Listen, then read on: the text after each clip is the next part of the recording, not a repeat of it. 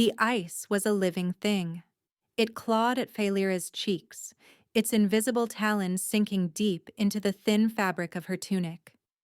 Each gust of wind was a predator's roar, promising to rip the last vestiges of warmth from her bones and leave her a frozen statue in this endless, white wasteland. She couldn't feel her fingers anymore, and her toes had been numb for hours. Just 2 days.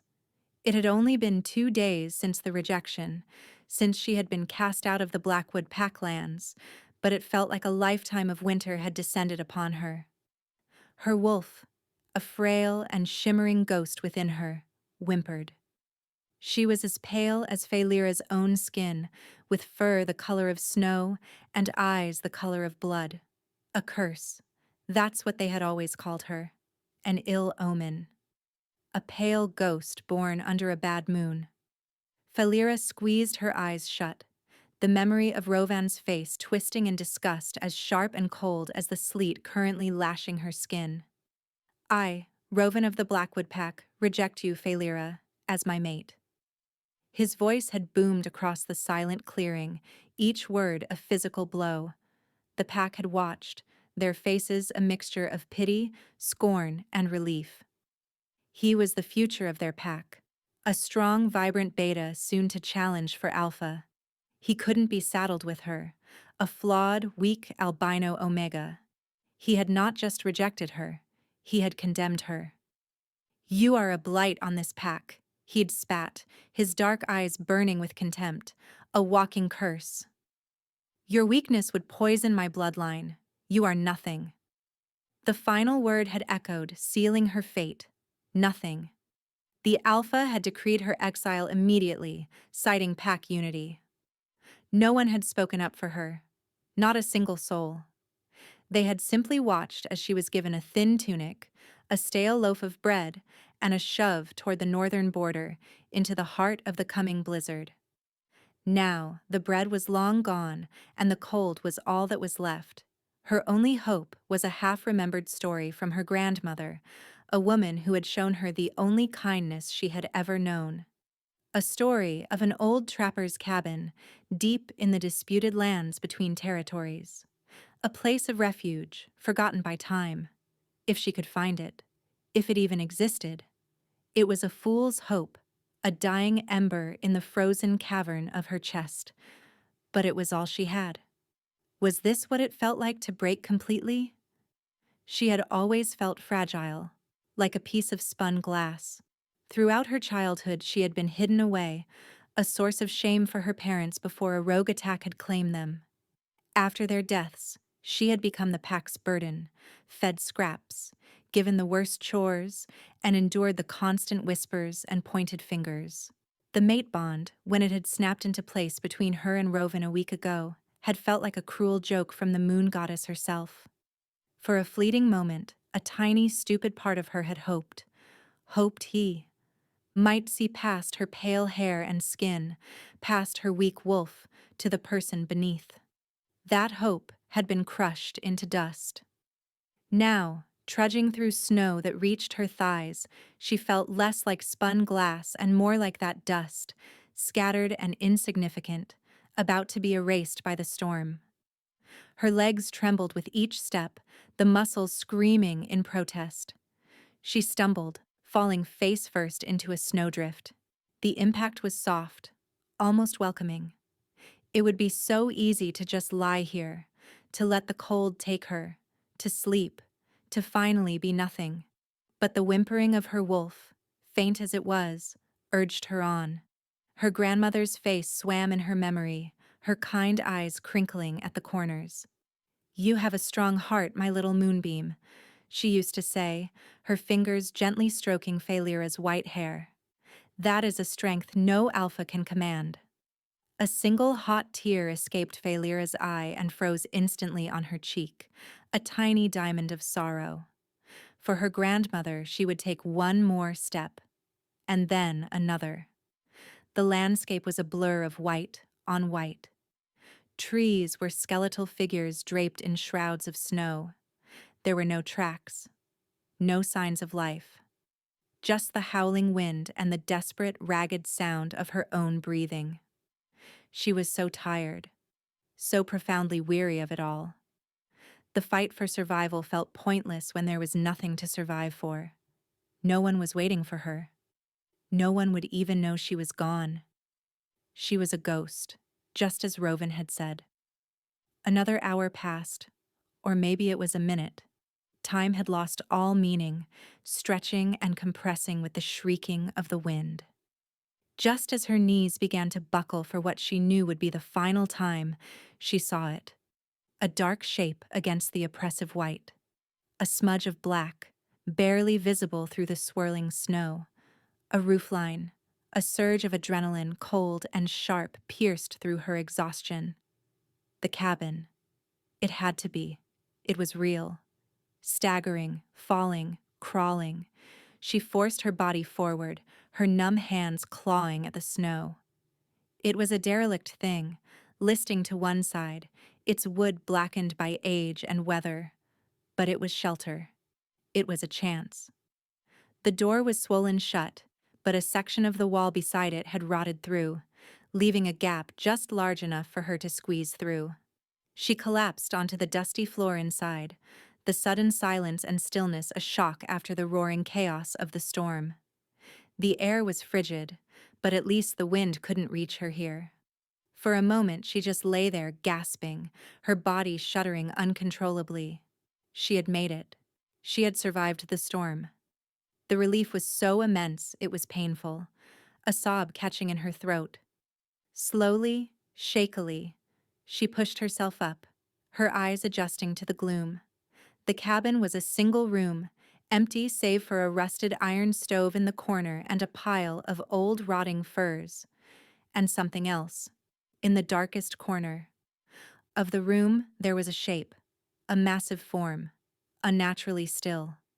At first, she thought it was just a deeper shadow, but then a faint metallic scent reached her nose. Blood. And beneath it, the smell of wolf. Fear, stark and primal, shot through her.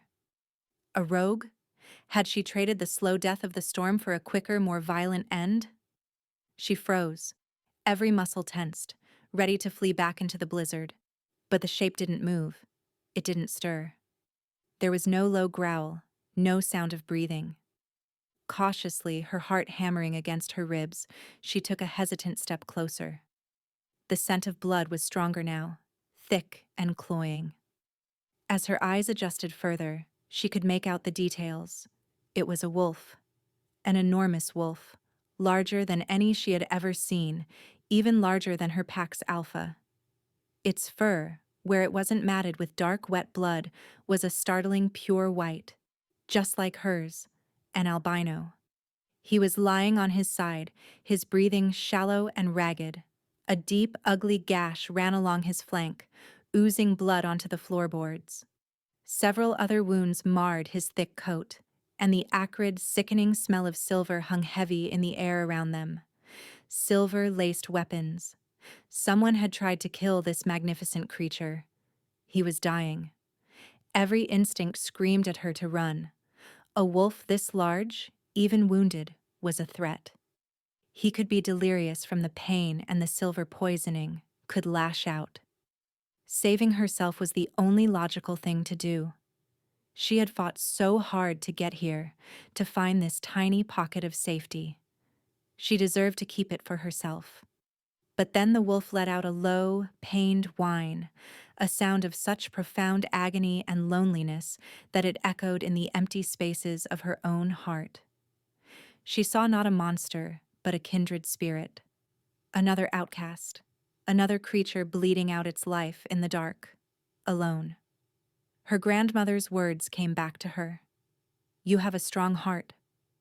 What was the point of surviving if it meant becoming as cold and unfeeling as those who had hurt her? She had nothing left. No pack, no mate, no hope. But she had this. A choice. To walk away and let him die, or to stay and offer what little comfort she could.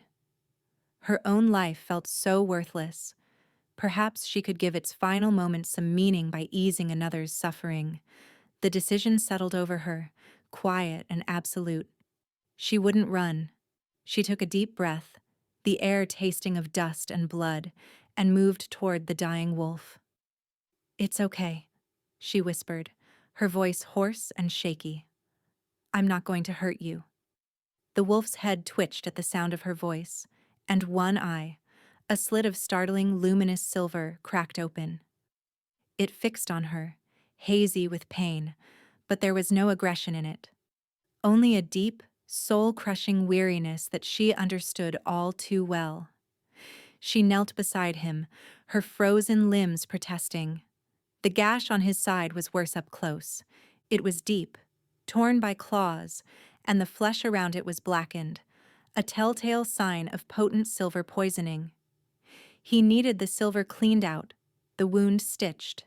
She had no tools, no medicine, nothing but her own 2 hands. "I don't have much," she murmured, more to herself than to him. "But I can't just leave you." She looked around the dilapidated cabin. Her eyes fell on the rusted stove. If she could get a fire started, she could melt some snow for water to clean the wounds. It was a long shot. There was no kindling, no dry wood. Her gaze landed on the splintered remains of a wooden chair in the corner. It was old and dry. With trembling, numb fingers, she began breaking it apart, the sharp splinters digging into her skin. She didn't feel the pain. She worked with a frantic, desperate energy, arranging the driest pieces inside the stove. But how to light it? She searched her pockets, knowing they were empty. There were no flints, no matches. Despair began to creep back in.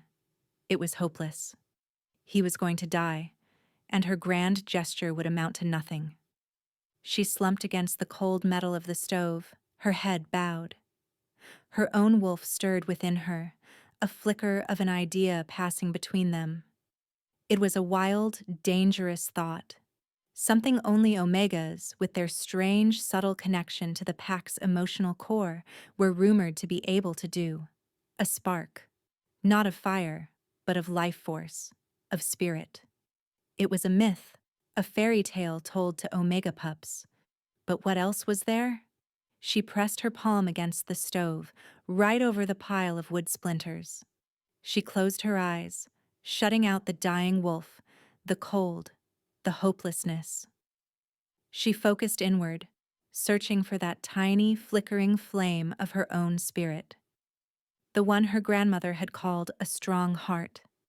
She pictured it, nurtured it, drew on every ounce of pain and love and sorrow she possessed, and pushed. A faint warmth bloomed under her palm. She gasped, her eyes flying open. A tiny blue spark danced between her skin and the wood. It flickered, then caught. A small, hungry flame licked at a splinter, then another. Within seconds, a small, crackling fire was alive in the stove, casting a warm, dancing light across the dark cabin. She stared at it, breathless. It had worked. The cost was immediate. A wave of dizziness washed over her, and her vision swam. It had taken something from her, a piece of her own meager life force, but it was worth it. Re-energized by the small victory, she scrambled back outside, using a piece of rotted floorboard to scoop up clean snow, packing it into a dented, discarded tin she'd found near the stove. As the snow began to melt, she turned her attention back to the wolf. "Okay," she said softly, approaching him again. "This is probably going to hurt." She tore a long strip from the hem of her already tattered tunic. It wasn't clean, but it was. Better than nothing. Dipping the cloth into the now warm water, she gently, carefully, began to clean the edges of the great gash on his side. The wolf shuddered violently when the warm water touched his poisoned flesh, a deep growl rumbling in his chest. But he didn't snap. He didn't move to attack her. That single silver eye stayed fixed on her face, and in its depths, she saw not anger, but a flicker of dawning awareness, of trust. For hours, she worked. She cleaned his wounds as best she could, her touch surprisingly steady. The fire in the stove provided a small circle of warmth, a fragile bastion against the cold. The task was gruesome. The silver had to be painstakingly picked out, flake by tiny, burning flake. Each time she removed a piece, the wolf would flinch, but he remained still, enduring it with a stoicism that broke her heart. As she worked, she talked. The words spilled out of her in a quiet, steady stream, filling the silence. She told him about her pack, about Rovan's rejection. She told him about being an albino, the shame and the isolation. She spoke of her grandmother's kindness, the only warmth in a childhood of ice. She confessed her deepest fear, not of dying, but of having never mattered at all. "He said I was nothing," she whispered, her fingers pausing their work as she stared into the fire. "And the worst part is, I think he was right. I am nothing, just a ghost. My own wolf is pale and weak. I can't fight. I can't hunt well. I can't even provide a strong alpha with strong pups. What good am I?" She looked back at the giant wolf, his silver eyes still watching her. "At least you're magnificent," she said, a sad smile touching her lips. "Even like this, wounded and dying, you're beautiful, powerful. No one would ever call you nothing when the wounds were as clean as she could get them." She was faced with another problem. They needed to be closed. She had no needle, no thread. She looked at her own white hair, long and surprisingly strong. Another crazy idea. With a sharp piece of wood, she sawed off a long lock. It felt like sacrificing a part of herself. She then found a thin, sharp shard of bone from some long-dead animal in the corner, and painstakingly threaded the hair through a crack in it. It was a clumsy, primitive needle, but it would have to do. "Brace yourself," she warned him, her voice thick with exhaustion. The first stitch was agony to inflict. He let out a choked cry, his massive body convulsing. Tears sprang to her eyes, for his pain and her own. But she gritted her teeth and continued, her hands moving with a strange, newfound purpose. Stitch by clumsy stitch, she pulled the torn flesh together, her own hair becoming the thread that bound him. When she was finally done, hours later, she was swaying on her feet. The fire was dying down, and the cabin was growing cold again. The wolf's breathing was steadier, deeper. The bleeding had stopped. She had done all she could. She was so cold, so empty. The effort of starting the fire and the emotional toll of the night had drained her completely. She sank to the floor beside him, too weak to move. The thought of huddling in the pile of rotting furs across the room was too much. The floor was freezing. With the last of her strength, she dragged herself closer to the great white wolf. He was a furnace of warmth, a stark contrast to the icy air. Hesitantly, she curled up against his broad back, laying her head on his less injured side. He was still a wild animal, a stranger. This could be the stupidest thing she had ever done. But as she settled against him, a deep sigh shuddered through his massive frame. He shifted, not away from her, but closer, tucking her into the curve of his body. The warmth was immediate, seeping into her frozen core, a profound comfort she hadn't felt since she was a child in her grandmother's arms. Tucked against this dying, magnificent stranger, Felira closed her eyes. For the first time in her life, she didn't feel entirely alone. And as she drifted into an exhausted, dreamless sleep, she felt a strange sense of peace. If she died here tonight, at least her last act had been one of kindness. Perhaps that was enough to count for something. Felira awoke to the sound of voices, deep, commanding voices that vibrated with power. Her eyes snapped open. Sunlight, pale and weak, was streaming through the cracks in the cabin walls. The storm had passed. For a terrifying second, she didn't know where she was. Then it all came rushing back. The cabin, the wolf. She was still curled against him, His body was warm, his breathing even. He was alive. The relief was so sharp it made her gasp. But the voices were closer now, just outside the cabin. Panic seized her. Rogues? Hunters? His Majesty's scent is strongest here, Gideon, one voice said. The silver is thick in the air. Spread out, another voice commanded. This one deeper, filled with an authority that sent a shiver of fear down her spine. Find him. Now His Majesty? Falira's blood ran cold. These weren't rogues. They were warriors, organized, powerful, and they were looking for the wolf she had spent the night saving. Her mind raced. Had she interfered with something she shouldn't have? Was he a prisoner who had escaped? Would they punish her for helping him? She scrambled away from the white wolf, her heart pounding a frantic rhythm against her ribs. The wolf stirred, a low growl rumbling in his chest as he sensed the presence of the others. His silver eye opened, clear and alert now, and fixed on the broken wall. The gap in the wall was suddenly filled by a massive silhouette. A man ducked to enter, his sheer size seeming to shrink the small cabin. He was clad in black leather armor trimmed.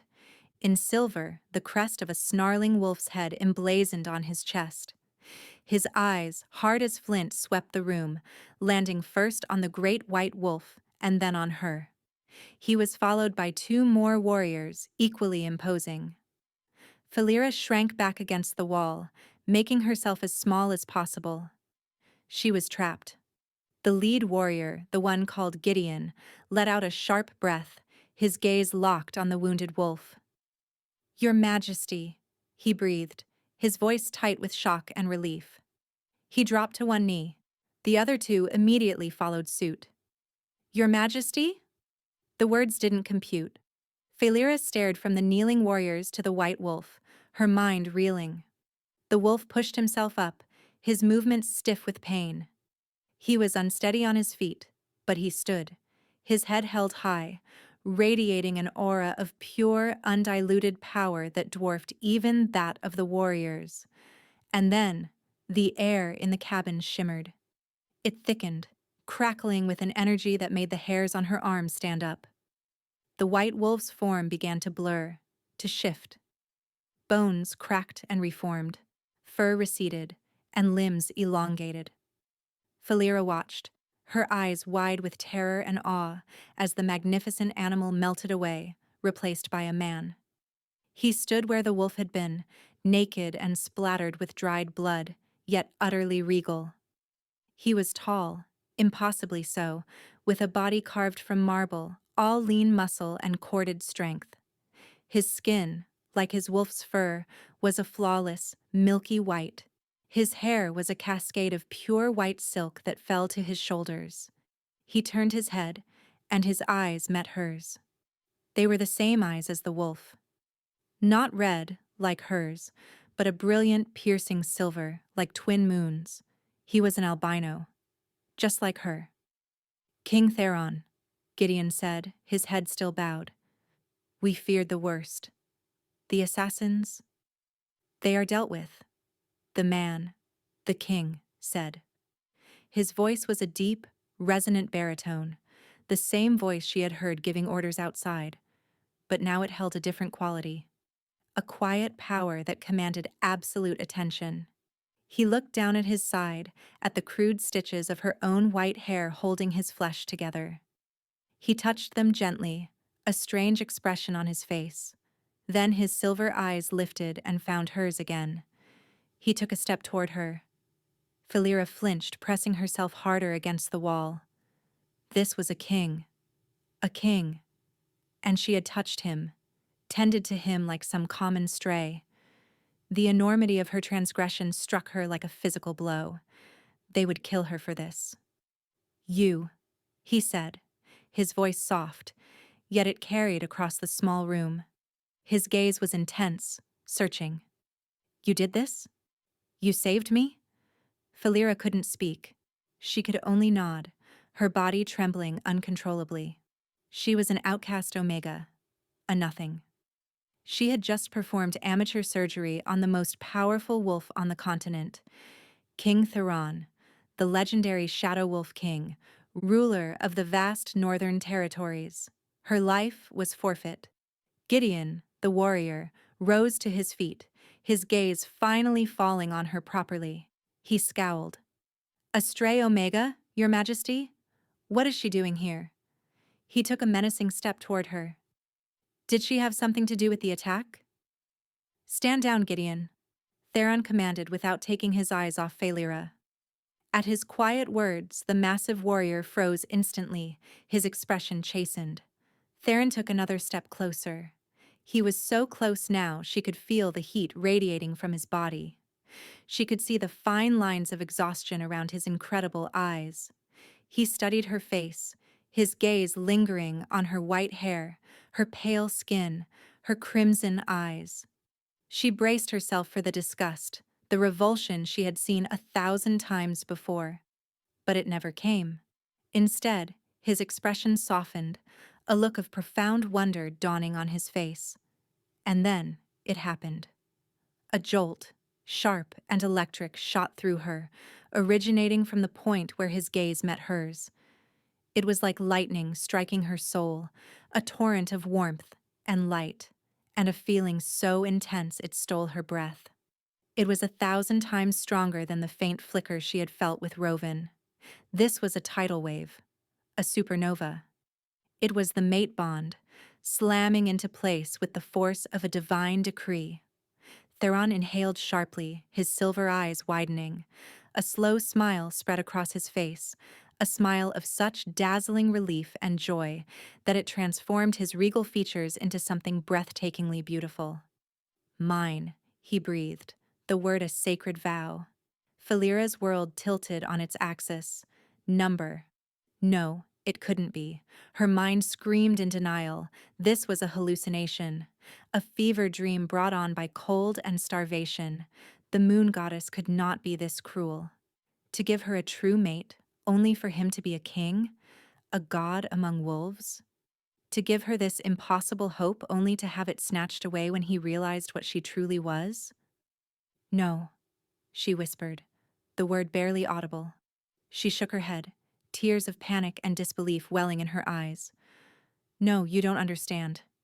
I'm... You are my mate," Theron stated, his voice ringing with absolute certainty. It was not a question. It was a fact. "I can't be," she cried, her voice cracking. The terror was overwhelming. This was too much, too high to fall from. "I'm a curse. Look at me." She gestured wildly at her own face, her hair. "I'm an albino. A weak Omega. I was cast out. I'm broken. I'm nothing." The words she had lived by her whole life came tumbling out, a desperate, hopeless litany. Gideon and the other guards stared, their expressions a mixture of shock and confusion. An albino Omega? An outcast? As the king's mate? It was unthinkable. Theron's smile faded, replaced by a look of fierce intensity. He closed the remaining distance between them, ignoring her flinch. He reached out, not to grab her, but to gently cup her cheek. His touch was electric, sending another wave of the bond's intoxicating warmth through her. It felt like coming home. "Broken?" he murmured, his thumb stroking her skin. "Nothing?" He shook his head, his silver eyes burning into hers. The wolf who dragged a dying stranger twice her size into shelter is not weak. The woman who faced down silver poisoning with nothing but her own courage is not broken. He glanced down at his side. The Omega who used her own hair to stitch a king back together is not nothing. His gaze returned to her face, and it was filled with a reverence that shattered her. "In my kingdom, the white wolf is not a curse. It is a sacred sign, a mark of the moon's direct favor. We have been waiting for a white wolf to be born among the royal line for 500 years." He leaned closer, his voice dropping to a low, intimate murmur that was for her alone. "I have been king for a century.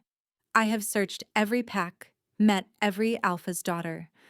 I began to believe the goddess had forgotten me, that I was destined to rule alone.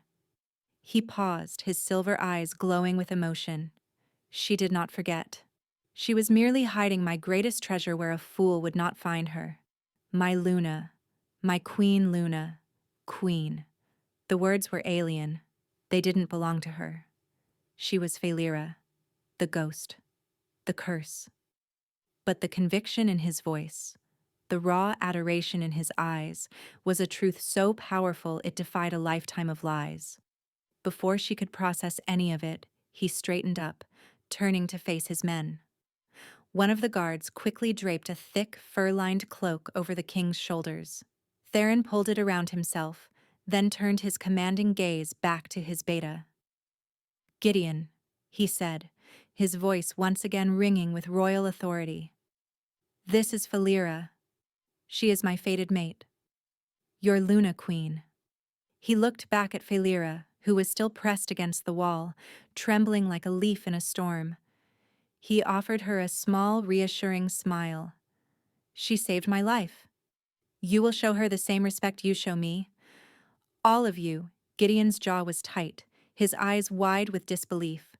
But he was a soldier, loyal to his core. He bowed his head low, his voice stiff but obedient. "As you command, Your Majesty." The other two warriors followed suit, murmuring, "My Luna." Phalyra felt like she was drowning. It was all too fast, too much.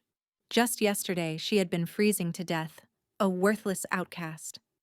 Now she was being called a queen by warriors who could snap her in two without a thought. The whiplash was making her dizzy. This had to be a mistake. A terrible, beautiful mistake that would end in more pain than she could possibly imagine. Theron must have seen the panic in her eyes. His expression softened again. "We are leaving this place," he said gently. "You will come with me to the palace. You will be safe there. You will have warm clothes, food, a soft bed. You will have anything you desire." He held out his hand to her. "Please, Phalyra." His hand was large and strong, but his gesture was not a command. It was an invitation, a plea. She stared at it, her heart warring with itself. Her mind screamed at her to run, to hide, to not trust this impossible dream. But her soul, awakened by the vibrant hum of the mate bond, yearned to take it. The warmth from his body was a siren call to her frozen spirit. After a lifetime of cold, could she deny herself this fire? Slowly, hesitantly, she lifted her own trembling, grimy hand and placed it in his. His fingers closed around hers, gentle but firm. The contact sent a fresh wave of sparks up her arm, a dizzying sensation of rightness, of belonging. His hand was so warm, so safe. For the first time since she could remember, a fragile seedling of hope began to push its way through the frozen soil of her heart.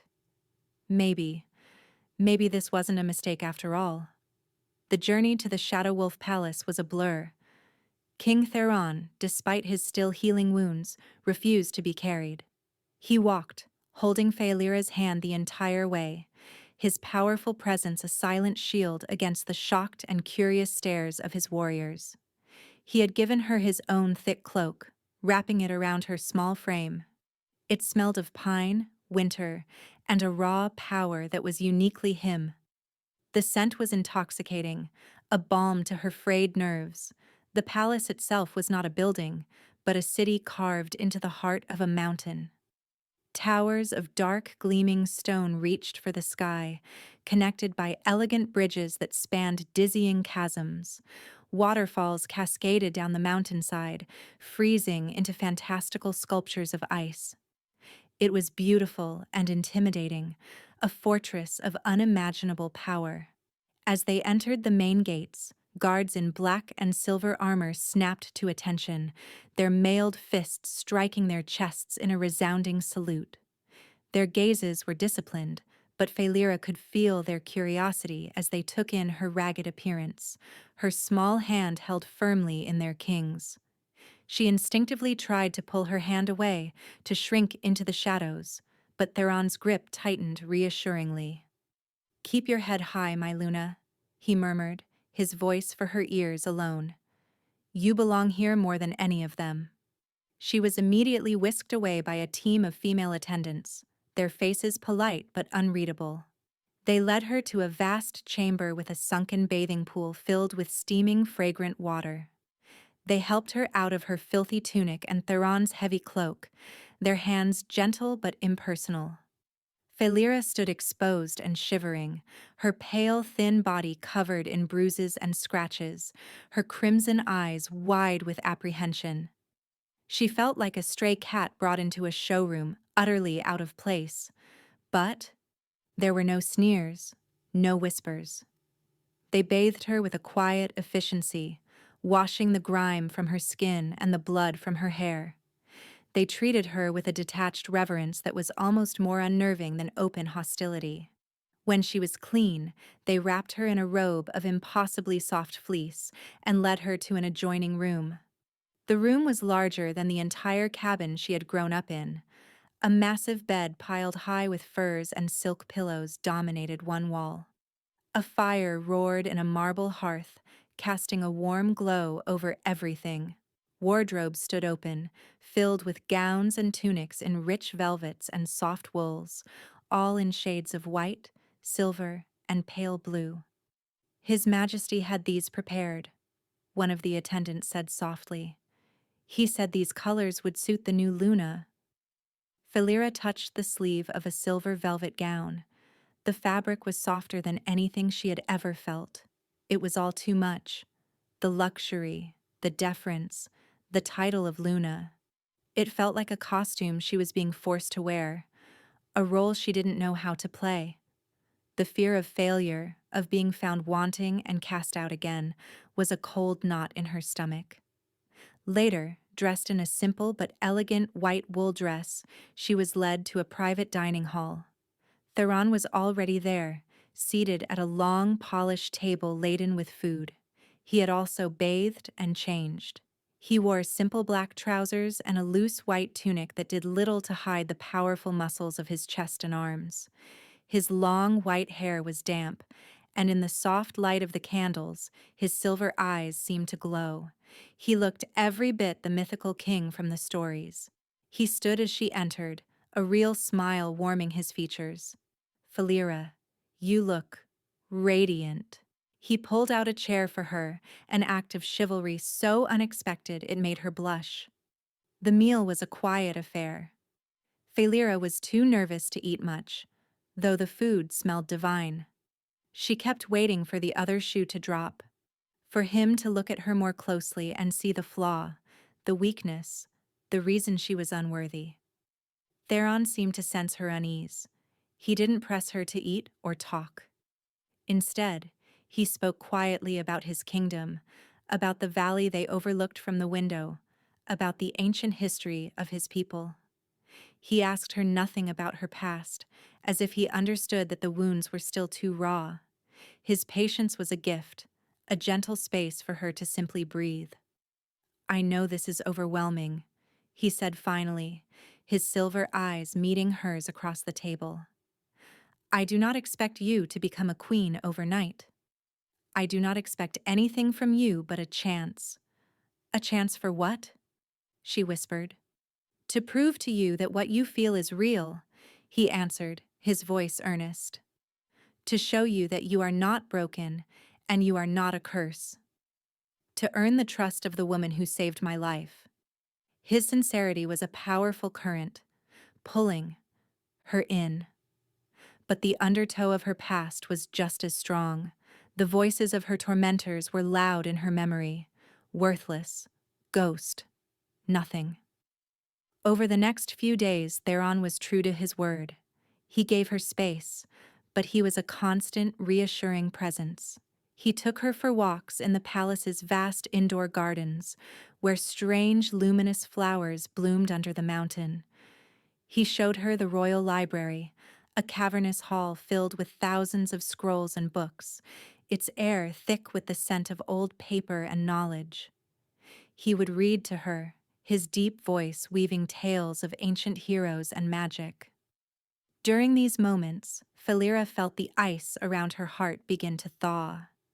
She saw the man beneath the king, a man who was lonely, who carried the weight of a kingdom on his shoulders, and who looked at her with a hunger and a tenderness that made her soul ache.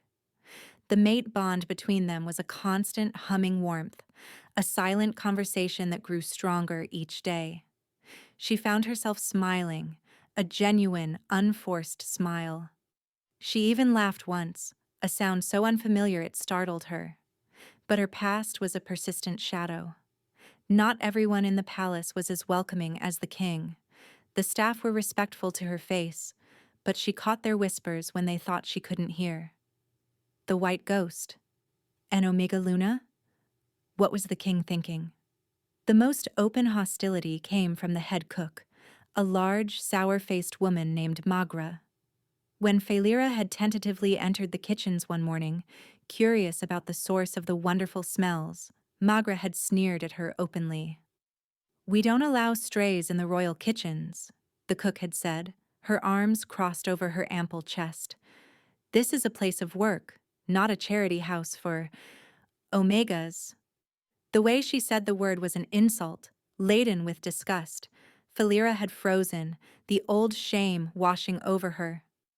"I'm sorry," she stammered, backing away. "I was just... Whatever you were, be it somewhere else." Magra had snapped, turning her back. Felira had fled, the brief, fragile confidence she had been building crumbling into dust. She had hidden in her room for the rest of the day, the cook's words echoing Rovin's. It was a stark reminder of her place. She was an Omega, a stray. She was playing dress-up in a queen's clothes, and at any moment someone would rip the costume away and show everyone the worthless creature underneath. When Theron found her that evening, her eyes were red-rimmed from crying. He didn't ask what had happened. He simply sat on the edge of her bed, took her hand, and held it. "Their fear and their prejudice are not a reflection of your worth," he said softly, as if he could read her mind. "They are a reflection of their own smallness. Do not let their ignorance dim your light, Felira. It is the brightest thing I have ever seen." His unwavering belief in her was a shield. But she was still afraid. She was terrified of the bond, of the hope it represented. To hope was to invite pain. To love was to risk rejection. And the thought of being rejected by him, by this magnificent, kind man who was her other half, that was a pain she knew she would not survive. So she held back. She stayed behind her walls of ice, letting his warmth touch her but never letting it melt her completely. How could she be a queen to a kingdom when she couldn't even command the respect of a cook? The summons came a week after her arrival. King Theron was holding his semi-annual tribute ceremony, where the alphas of his vassal packs came to swear fealty and report on their territories. It was a major political event, and he expected her to be there, at his side. "You don't have to speak," he had told her gently, seeing the panic in her eyes. "Just stand with me. Let them see you. Let them see that their king has found his queen fear warred with a burgeoning sense of duty." The bond urged her to stand with him, to support him. Her own terror screamed at her to hide. But the memory of his words, "Do not let their ignorance dim your light," gave her a sliver of courage. She would do it. For him. The great hall was a breathtaking, terrifying cavern of polished black stone and glowing crystals. Hundreds of wolves were gathered, the most powerful alphas and betas from across the northern territories. The air was thick with power, with testosterone and pride. Felira, walking at Theron's side, felt like a minnow swimming among sharks. She wore the silver velvet gown, and her white hair had been braided with delicate silver chains. She knew she looked regal, but she felt like an imposter. She kept her eyes down, her hand clutching Theron's arm like a lifeline. He led her to the twin thrones on the raised dais, his own carved in the shape of a snarling wolf, hers a mirror image, but sleeker, more elegant. He sat, and she perched nervously on the edge of her seat. One by one, the alphas came forward, bowing low before their king. They presented their tribute and gave their reports. Most of them shot curious, guarded glances at her, their minds clearly reeling at the sight of an unknown albino female on the Luna's throne. But Theron's powerful presence kept their questions at bay. And then she saw him. Striding into the hall with his alpha was a familiar, arrogant figure. Rovan. Her breath caught in her throat. The blood drained from her face. It was the Blackwood pack. Her old pack. They were vassals to the Shadow Wolf King. Of course. Why hadn't she realized? Rovan looked smug, confident, his eyes sweeping the hall with the air of a wolf on the rise. He hadn't seen her yet. Felira wanted to disappear. She wanted to sink through the stone floor. She instinctively tried to shrink back into her throne, to hide her face behind a curtain of her hair. Theron felt her terror through the bond. He placed his hand over hers, his grip warm and steady. "I am here," his touch said. "I will not let anyone harm you." The Blackwood Alpha, a grizzled older wolf named Maldrake, bowed before the thrones. "Your Majesty, the Blackwood Pack brings tribute and reaffirms our loyalty." Theron nodded curtly. "Your loyalty has been adequate, Lord Maldrake." His voice was cool, a subtle warning that did not go unnoticed. It was then that Rovan's gaze drifted to the Luna's throne. His eyes passed over her, then snapped back, his jaw dropping. He stared, his face a comical mask of disbelief. He saw the silver gown, the throne, the hand of the king resting on hers. But all he could truly see was the pale skin, the white hair, the red eyes, the ghost. A sneer, ugly and familiar, twisted his handsome face. He thought this was some kind of joke, some elaborate prank. He couldn't conceive of any other reality. While his alpha was still bowed, Rovan did the unthinkable. He broke rank. He strode forward, past his alpha, right to the foot of the dais, his eyes locked on Felira. The entire hall fell silent, the air crackling with tension at his breach of protocol. "What is this?" Rovan's voice was loud, contemptuous. He pointed a finger at her. "What is this worthless ghost doing in the Luna's throne? Did you crawl here to beg for scraps after we cast you out?" Felira felt the blood rush to her head. The humiliation was a physical force, pressing down on her, stealing her breath. Every eye in the hall was on her. They were all seeing her through his eyes now, a worthless, cast-off Omega. He took a step up onto the dais, his hand reaching for her arm. "Your little game is over, Stray. You will not embarrass our pack further. You are coming with me." Before his fingers could touch her, Theron moved. He didn't rise from his throne. He simply lifted his head, and his silver eyes, now burning with the cold fury of a winter storm, fixed on Rovan. "Kneel," Theron said. The word was not loud, but it was imbued with an alpha command so absolute, so overwhelming, that the very air in the hall seemed to solidify. Rovan froze, his hand hovering inches from Felira's arm. A look of confusion, then terror, crossed his face. His body began to tremble, his wolf fighting a battle it could not possibly win. With a choked gasp, his legs buckled beneath him, and he crashed to his knees before the throne, his head bowed, his body shaking with the force of the king's will. A collective gasp went through the hall. Theron rose slowly from his throne, a terrifying specter of silent rage. He walked around his throne and stood over the kneeling Rovan, looking down at him as if he were something vile he had found on his shoe. "You dare!" Theron's voice was a low, deadly growl that vibrated through the stone floor. "You dare! Enter my hall, break my protocol, and lay your filthy tongue upon my queen?"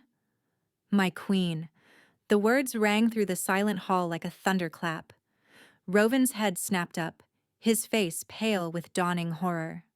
Lord Maldrake looked as if he were about to be sick. "You call her a ghost?"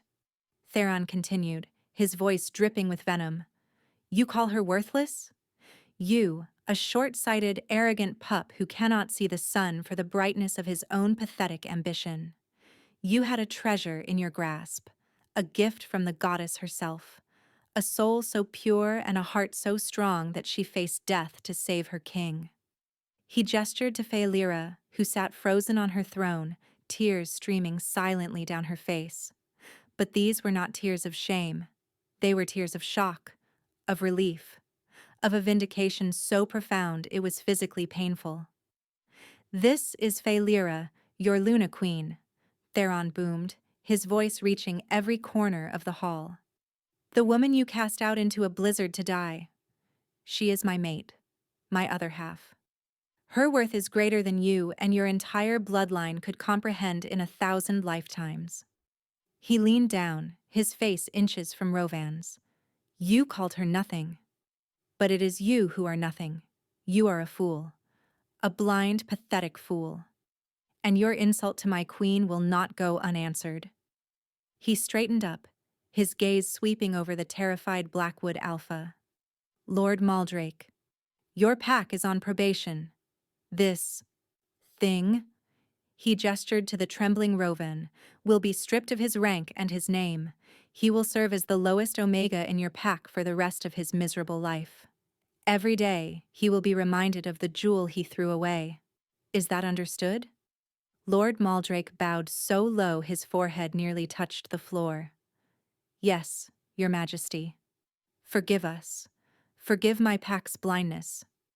It is not your forgiveness to beg, Theron said coldly, turning his back on them. He walked back to Phaelira, his expression softening instantly as his eyes met hers. The fury vanished, replaced by that tender, all-consuming devotion. He knelt before her, before the entire assembly of alphas, and took her hands in his. Are you all right, my love? He asked softly, his voice full of concern. Phaelira looked from his worried face to the humiliated form of Rovan being dragged away by his alpha, to the hundreds of powerful wolves now staring at her with newfound awe and respect. The ice around her heart did not just crack. It shattered. It exploded into 1,000,000 pieces, washed away by the flood of her tears and the overwhelming power of his love. The ghost was gone. The curse was broken. Rovan hadn't seen her worth, but Theron had. The king of all wolves had seen her, and he had chosen her. He had defended her. He loved her. She finally understood. Her worth was not something others could give or take away. It had been inside her all along, in her heart, in her kindness, in the strength it took to survive. Later that night, after the tumultuous ceremony had ended, they stood on a private balcony overlooking the starlit valley. The air was cold, but Phaelira felt nothing but warmth, a fire burning brightly in her chest. Theron stood behind her, his arms wrapped around her waist, his chin resting on her head. Thank you, she whispered, her voice thick with emotion. For what? He murmured into her hair. For defending my queen? For punishing an insect who dared to insult her? I would burn the world for you, Phaelira. She turned in his arms, her own arms wrapping around his neck. She looked up into his beautiful silver eyes, and for the first time, she did not see a king. She saw her mate, her other half, her home. The fear was gone, replaced by a certainty so deep and absolute it felt as ancient as the mountain itself. No, she said, her voice clear and strong. Thank you for seeing me. She rose on her toes, and with all the love and gratitude in her healed heart, she pressed her lips to his. The kiss was everything the bond had promised and more. It was fire and lightning, ice and warmth. It was a gentle homecoming and a wild claiming. It was the sealing of a promise made by the stars, the joining of two souls destined to be one. In his arms, she was not an Omega, not a ghost, not a curse. She was Phaelira. She was his. And she was a queen. Their mating ceremony was held a month later, under the light of a full moon. Philyra stood beside Theron on the highest peak of the mountain, robed in a gown that seemed woven from moonlight itself. The northern packs howled their approval, a symphony of joy that echoed through the valleys. Her own wolf, no longer frail but vibrant and glowing with the power of the bond, rose within her, answering their call. She was no longer the rejected Omega. She was the moon's chosen Luna, the white wolf of prophecy, united with her king. Her supposed flaw, the albinism that had caused her so much pain, was now celebrated as a divine mark, a symbol of their reign. She never forgot the cold or the hunger or the feeling of being nothing. She used that memory, not as a source of pain, but as a well of compassion. One of her first acts as queen was to establish shelters in every territory, havens for the outcasts, the different, the forgotten. She ensured that no one in their vast kingdom would ever feel as lost and alone as she once had. Standing beside her mate, her hand in his, she looked out at their kingdom, a realm she would now protect with all the strength of her heart. The journey had been paved with sorrow, but it had led her here. It had led her home. Her rejection had not been an end, but a violent, necessary beginning. It had broken her open so that she could be remade, stronger and more radiant than before, into the queen she was always destined to be.